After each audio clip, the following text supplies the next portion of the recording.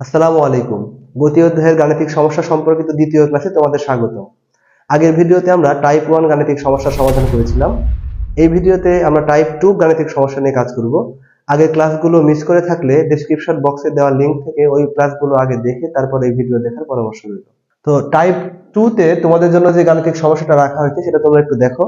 আগে আমাদের কাজ হচ্ছে প্রশ্নটা ভালো মতো দেখে বুঝে নেওয়া যে আমাদেরকে কি কি দেওয়া আছে আর এখান থেকে কি নির্ণয় করতে হবে, তারপর সমাধানের দিকে আগাতে হবে। তাছাড়া কিন্তু সমাধান করা সম্ভব না। তো দেখি আমরা প্রশ্নটা। এখানে বলা হচ্ছে একটি বাঘ স্থির অবস্থান হতে 100 মিটার সামনে থাকা একটি হরিণকে 2 মিটার পার সেকেন্ড স্কয়ার ত্বরণে তাড়া করার সাথে সাথে হরিণটা 10 মিটার পার সেকেন্ড বেগে 200 মিটার সামনে অবস্থিত একটি নিরাপদ আশ্রয়ের উদ্দেশ্যে দৌড় শুরু করলো। হরিণটি বাঁচতে পারবে কিনা গাণিতিকভাবে বিশ্লেষণ করো। তো এই জিনিসটা যদি আমরা ব্যাখ্যা করি তাহলে আমরা এখানে তোমাদেরকে ধরো দেখানোর চেষ্টা করছি। মনে করো এই পজিশনে বাঘটা দাঁড়িয়ে আছে। তো এখান থেকে বলা আছে কিন্তু এই বাঘের অবস্থান থেকে 100 মিটার সামনে হরিণটার অবস্থান। 100 মিটার সামনে এই জায়গাতে হরিণটা অবস্থান করছে। ওকে। তো যেই মুহূর্তে স্থির অবস্থান থেকে বাঘটা হরিণকে তাড়া করার উদ্দেশ্যে দৌড় শুরু করলো 2 মিটার পার সেকেন্ড স্কয়ার ত্বরণে, ঠিক ওই মুহূর্তেই হরিণটা এই বিপরীত দিকে প্রায় 200 মিটার দূরে, এখানে 200 মিটারের কথাই বলা আছে, এইখানে একটা নিরাপদ আশ্রয় আছে, সেইখানে গিয়ে বাঁচার উদ্দেশ্যে দৌড় শুরু করলো। ওকে। তাহলে এখন কথা হচ্ছে যে এই বাঘটা হরিণটাকে ধরতে পারবে কিনা নিরাপদ আশ্রয়ে পৌঁছার আগে। যদি ধরতে পারে তাহলে হরিণটা বাঁচতে পারলো না, আর যদি হরিণটা বাঘের আগে যদি নিরাপদ আশ্রয়ে পৌঁছাতে পারে তাহলে হরিণটা বেঁচে যাবে। তো তাহলে আমাদের এখান থেকে মূলত বের করতে হবে যে এই নিরাপদ আশ্রয়ে পৌঁছাতে বাঘের কতক্ষণ সময় লাগবে আর হরিণের কতক্ষণ সময় লাগবে। যদি হরিণের সময় কম লাগে তাহলে বেঁচে যাবে, আর যদি হরিণের আগে বাঘ পৌঁছে যায় তাহলে হরিণটা ধরা পড়ে যাবে। তো আমরা একটু বাঘ এবং হরিণের ক্ষেত্রে কত কত করে সময় লাগবে সেটা একটু নির্ণয় করব। তো এটা মুছে দিচ্ছি। আমরা বাঘের ক্ষেত্রে হিসাবটা আগে একটু করে ফেলি।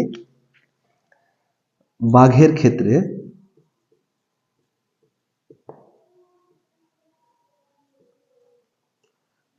ক্ষেত্রে তো আমাদের এখানে ইনফরমেশন গুলো যেগুলো দেওয়া আছে আমরা সেগুলো একটু লিখে ফেলবো। তো এখানে বাঘের ক্ষেত্রে কি কি দেওয়া আছে বলা আছে, বাঘটি স্থির অবস্থান হতে, তার মানে বাঘের আদি বেগ যদি আমরা ইউ ধরি এটা হচ্ছে 0। এরপর দেখো খেয়াল করো যে বাঘটা কি করেছে 2 মিটার পার সেকেন্ড স্কয়ার ত্বরণে, মানে হচ্ছে বাঘের ক্ষেত্রে ত্বরণের মান হচ্ছে a equals 2 metre per second square. এরপর কি দেওয়া আছে, এরপর দেখো বাঘটা কিন্তু হরিণ থেকে প্রায় 100 মিটার পিছিয়ে ছিল এবং হরিণের কাছ থেকে নিরাপদ স্থানের দূরত্ব হচ্ছে 200 মিটার। তার মানে ওই বাঘটাকে কিন্তু মোট দূরত্ব অতিক্রম করতে হবে 300 মিটার। তাহলে বাঘের ক্ষেত্রে দূরত্ব হচ্ছে S1 ধরলাম আমরা এখানে, এটা হচ্ছে 100 প্লাস 200 মিটার, টোটাল এখানে আমরা পাচ্ছি 300 মিটার। ওকে। আর কি দেওয়া আছে, তো এই ক্ষেত্রে সময়টা আমাকে বের করতে হবে। তো এস এর মান আমরা পেলাম, এ এর মান সরাসরি দেওয়া আছে, ইউ এর মানও এখানে দেওয়া আছে। এখান থেকে আমাদের কাজটা হচ্ছে টি এর মান বের করা, মানে বাঘটা ওই নিরাপদ আশ্রয় পর্যন্ত পৌঁছাতে কতক্ষণ সময় নেবে সেটা আমাদের বের করতে হবে। তাহলে আমরা যদি সমীকরণটা ব্যবহার করি, তো আমরা জানি এই ক্ষেত্রে এস আমরা এখানে 1 বলবো, তাহলে ইউটি প্লাস হাফ এ টি স্কয়ার। তো এখান থেকে এই টি এর মানটা আমার বের করার দরকার আছে। তো দেখি, তো S1 এর মান কত দেওয়া আছে এখানে 300 মিটার, বসাই দিলাম। ইউ এর মান 0, তাহলে 0 into T plus half into এ এর মান হচ্ছে 2, আর এখানে আমাদের আছে হচ্ছে টি স্কয়ার। তাহলে এখান থেকে আমরা পাচ্ছি 300 ইকুয়ালস 0 ইন্টু টি মানে 0, তাহলে এই অংশটা আমরা বাদ দিয়ে দিলাম একবারে। হাফ ইন্টু 2 করলে আমরা পাবো এখানে 1, এই দুইটা গুণ করে আমরা হাফ ইন্টু 2 মিলে পাচ্ছি হলো 1 ইন্টু টি স্কয়ার। তাহলে এখান থেকে আমরা টি সমান সমান পাই √300। তো এই মানটা হচ্ছে 17.32 সেকেন্ড। তার মানে এই বাঘটা ওই নিরাপদ স্থানে পৌঁছাতে সময় নিয়েছে মোট 17.32 সেকেন্ড। এখন আমরা দেখব যে আমাদের যে হরিণটা ছিল সেই হরিণটা ওই নিরাপদ স্থানে পৌঁছানোর জন্য মোট কতক্ষণ সময় নেয়। তো এই ক্ষেত্রে বাঘের অংশটা যে বুঝতে পারবে, হরিণের অংশটা বোঝা তার জন্য খুবই ইজি। কারণ হরিণের অংশের ক্ষেত্রে আমরা দেখতে পাচ্ছি হরিণটা কিন্তু একটা নির্দিষ্ট বেগে দৌড়াচ্ছিল। এখানে দেওয়া আছে এই যে বাঘটি হরিণটাকে তাড়া করার সাথে সাথে হরিণটি 10 মিটার পার সেকেন্ড বেগে 200 মিটার সামনে অবস্থিত একটি নিরাপদ আশ্রয়ের উদ্দেশ্যে দৌড় শুরু করলো। তাহলে এখানে যেহেতু হরিণের ক্ষেত্রে আদি বেগ বা ত্বরণ কোনো কিছু উল্লেখ নাই, সুতরাং বুঝতে হবে হরিণটা সমবেগে দৌড়াচ্ছিল। তাহলে হরিণের ক্ষেত্রে আমরা লেখা শুরু করি। তাহলে হরিণের ক্ষেত্রে দেওয়া আছে কি, আমরা একটু এই পাশে লিখে নিব। তাহলে হরিণের ক্ষেত্রে আছে আমাদের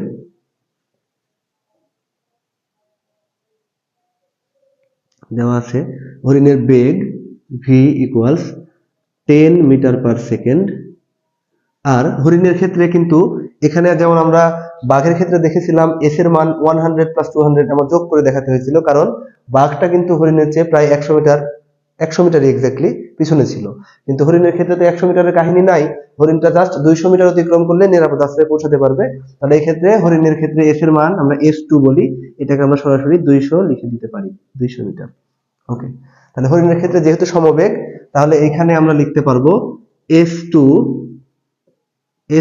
ইকুয়ালস vt। এখানে কোনো ত্বরণের সূত্র ব্যবহার করার প্রয়োজন নাই, কারণ হরিণটা সমবেগে যাচ্ছিল। তাহলে এখান থেকে আমরা টিটা বের করে ফেলি। আচ্ছা, তো এই ক্ষেত্রে হরিণের ক্ষেত্রে আমরা এটাকে টি প্রাইম বলি, যেন আমরা এই দুইটাকে একটু ডিফারেন্ট করতে পারি। এখানে আমাদের টি ব্যবহার করেছিলাম আমরা বাঘের ক্ষেত্রে, হরিণের ক্ষেত্রে আমরা এটাকে টি প্রাইম দ্বারা চিহ্নিত করলাম।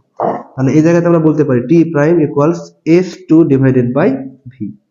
তো s2 এর মানটা কত, 200 মিটার, আমরা 200 বসাই দিই, আর v এর মান ছিল এখানে 10। তাহলে এখান থেকে আমরা পাচ্ছি 20 সেকেন্ড। তাহলে এখন একটু লক্ষ্য করো, বাঘটা ওই নিরাপদ স্থানে পৌঁছাতে সময় নিয়েছিল 17.32 সেকেন্ড, আর হরিণের ক্ষেত্রে সময়টা লাগছে হচ্ছে 20 সেকেন্ড। তার মানে হরিণটা ওই নিরাপদ স্থানে পৌঁছানোর আগেই বাঘটা মাঝপথে কোথাও একটা হরিণটাকে ধরে ফেলবে, অর্থাৎ হরিণটা বাঁচতে পারবে না। তাহলে এখানে লিখবো কিভাবে, আমরা এত বেশি বাংলা লেখার প্রয়োজন নাই, আমরা এখানে দেখাবো যে কার সময়ের মানটা বেশি। যদি হরিণের সময়ের মান বেশি হয় তাহলে হরিণটা বাঁচবে না, আর যদি হরিণের সময়ের মান কম, তার মানে আগে যদি পৌঁছে যায়, তাহলে সেক্ষেত্রে হরিণটা বেঁচে যাবে। তাহলে এখানে দেখা যাচ্ছে যে হরিণের সময়ের মান টি প্রাইম, এটা কিন্তু টি এর চেয়ে বড়। টি প্রাইমের মান হচ্ছে টি এর চেয়ে, মানে বাঘের সময়ের চেয়ে বেশি, সুতরাং হরিণটি বাঁচতে পারবে না,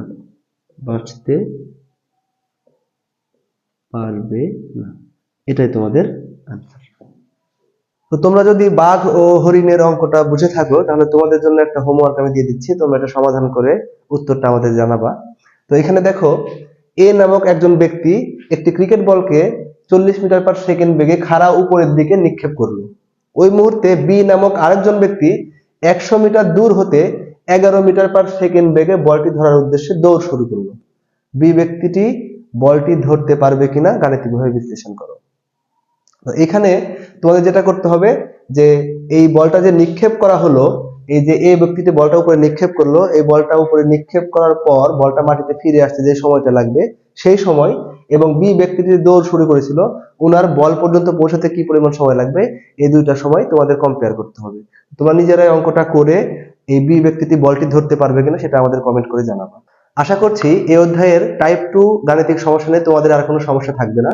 পরবর্তী ক্লাসে আমরা এই অধ্যায়ের টাইপ 3 গাণিতিক সমস্যা নিয়ে আলোচনা করব।